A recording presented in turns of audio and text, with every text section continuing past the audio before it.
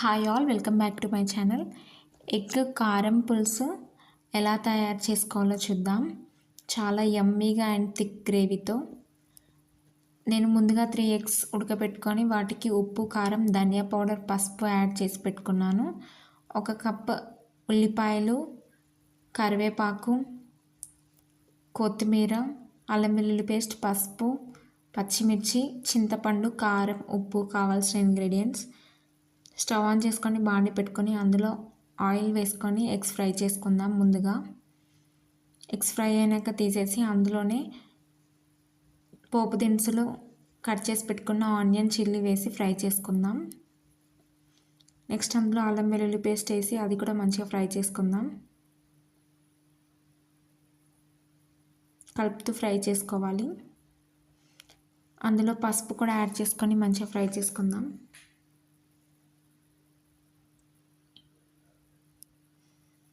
కరివేపాకు,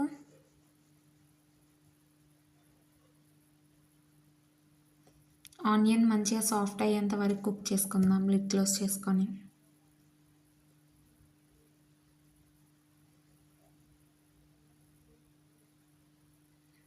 ఆనియన్ మంచిగా కుక్ అయ్యింది. ఇప్పుడు అందులో మనం కారం యాడ్ చేసుకుందాం. నేను 1.5 స్పూన్ కారం యాడ్ చేశాను. టేస్ట్కి తగినంత సాల్ట్. మంచిగా మిక్స్ చేసుకుందాం. మిక్స్ చేసుకొని లిడ్ క్లోజ్ చేసుకొని కారం ఉడికేంత వరకు కుక్ చేసుకుందాం. నెక్స్ట్ అందులో మనం ఒక చిన్న కప్ చింతపండు రసం పోసుకొని 1 to 3 minutes కుక్ చేసుకుందాం. మెంతులు, జీలకర్ర పౌడర్ కూడా యాడ్ చేసుకున్నాం. ఆయిల్ పైకి తేలి మంచిగా కుక్ అయింది. ఇప్పుడు అందులో మనం ముందుగా ఫ్రై చేసుకున్న ఎగ్స్ని కాటు పెట్టుకొని కర్రీలో యాడ్ చేసుకొని లిడ్ క్లోజ్ చేసుకుందాం. ఒక 2 minutes అలానే కుక్ చేసుకుందాం.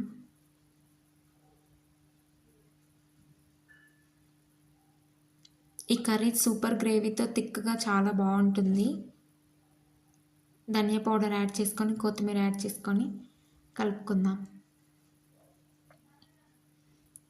రెడీ. ఎంతో యమ్మీగా ఉండే ఎగ్ కర్రీ రెడీ.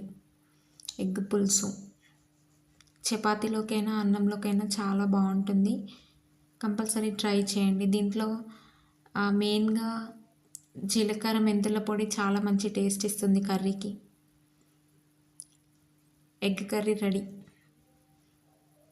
సర్వ్ చేసేసుకోవడమే. Thanks for watching the video. Do share, like and subscribe my channel.